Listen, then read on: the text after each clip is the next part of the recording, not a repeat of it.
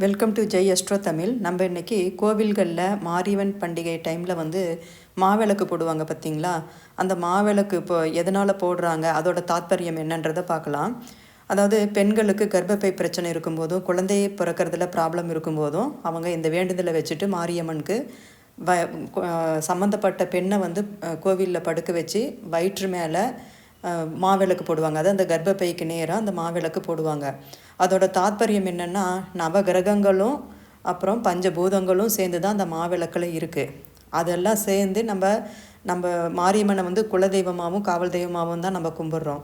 அந்த தெய்வத்தோட அனுகிரகத்தால் நமக்கு குழந்தை பாக்கியம் கிடைக்குன்றதை வச்சு தான் இந்த சடங்கு முறையே வந்திருக்கு. இப்போது அந்த மாவிளக்கில் என்னென்ன அம்சங்கள் நிறைஞ்சிருக்குன்னு பார்க்கலாம். மாவிளக்கில் பச்சரிசி சந்திரன் ரூபம், வெல்லம் சூரியனோட ரூபம், ஏலக்காய் புதனோட ரூபம், குரு நெய் மஞ்சள் இதெல்லாம் குருவோட ஸ்வரூபம், அப்புறம் குங்குமம் செவ்வாயோட ஸ்வரூபம், திரி ராகு கேதுக்கு உண்டானது. அப்புறம் மாவிளக்கில் சிலர் எள்ளும் போடுவாங்க. கருப்பு எள் போட மாட்டாங்க, வெள்ளை எள்ளு போடுவாங்க. அந்த வெள்ளை எள்ளு சனி பகவானோட ஸ்வரூபம்.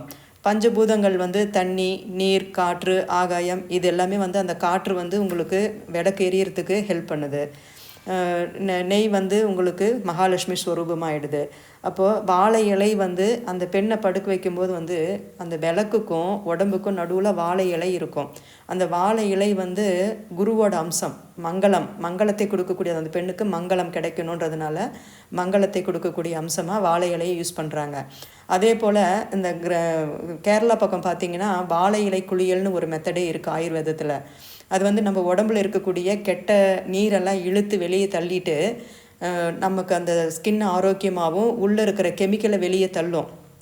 அதுக்காக தான் அந்த வாழை இலை குளியல் ரொம்ப ஃபேமஸாகவே கேரளா இடங்களில் பண்ணிகிட்ருக்காங்க. அப்போது நம்ம அந்த விளக்கு எரியும் போது அந்த வாழை இலை மைல்டாக ஹீட்டை உள்ளே இழுத்து அந்த கர்ப்பப்பைக்குள்ளே செலுத்தும். அப்போது அந்த கர்ப்பப்பையில் இருக்கக்கூடிய கெமிக்கல், கிருமிகள், நீர்க்கட்டி பிரச்சனைகள் இதெல்லாம் அந்த வாழை இலை கிரகிச்சு வெளியே தள்ளும். அப்படி தள்ளும்போது என்னாகும், அந்த பெண்களுக்கு அந்த கர்ப்பப்பை பிரச்சனைகள் நீங்கும். இதை வேண்டி செய்யும்போது அடுத்த வருஷம் பண்டிகை வரும்போது பார்த்திங்கன்னா இந்த வேண்டுதல் செஞ்ச பெண்களில் 90% பேருக்கு குழந்தை பாக்கியம் கிடச்சிடும். அதுக்கு அவங்க பிரதிபலனாக துலாபாரம் கொடுப்பாங்க அந்த பெண்களுக்கு. இல்லாட்டா பொங்கல் வச்சு சாமி கும்பிட்றதோ, கோழி அறுக்கிறது, இந்த மாதிரி வேண்டுதல்களை நிறைவேற்றுவாங்க. பட் அதோட தாத்பரியம் என்னென்னா, அந்த வாழை இலை, இந்த பஞ்சபூதங்கள், நவகிரகங்கள் இதெல்லாம் சேர்ந்து அந்த பெண்ணுக்கு அந்த நீர்க்கட்டி பிரச்சனையாகட்டும், கர்ப்பப்பை பிரச்சனையாகட்டும் இதை சால்வ் பண்ணி கொடுக்குது. இதுக்கு இறை அருள் தேவை. அப்போது அந்த மாரியம்மன் அந்த மாவிளக்கில் இறங்கி அந்த பெண்ணுக்கு அந்த ஒரு குழந்தை இல்லாத ஒரு தன்மையை நீக்கி கர்ப்பப்பை பிரச்சனைகள் நீக்கி கொடுக்கறது தான் இதோட தாத்பரியம்.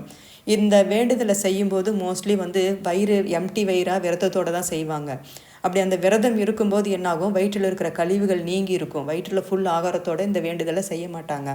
அப்போது அந்த விரதம் இருக்கும்போது அந்த வயிற்றில் இருக்கிற கழிவுகள் கொஞ்சம் கொஞ்சமாக நீங்கி வெறும் வயிறாக இருக்கும்போது இந்த வேண்டுதலை செய்யும்போது இந்த வாழை இலையோட சக்தி, மாவிளக்கோட சக்தி அது உள்ளே இறங்கி அம்மன் அருளால் அவங்களுக்கு குழந்தை பாக்கியம் கிடைக்கிறதுங்கிறது இன்றளவும் நடைமுறையில் இருக்கக்கூடியது. இப்போவும் நீங்கள் சமயபுரம் மாரியம்மன் கோவிலுக்கு போனால் இந்த வேண்டுதலை நீங்கள் கண்கூடாக பார்க்கலாம். அதே போல் கிராமப்புறங்களில் இன்னும் கூட இந்த வேண்டுதல்கள் செஞ்சுட்டு தான் இருக்காங்க. அதனால் நம்பிக்கையோடு செய்யுங்க, பலன் பெறுங்க. நன்றி.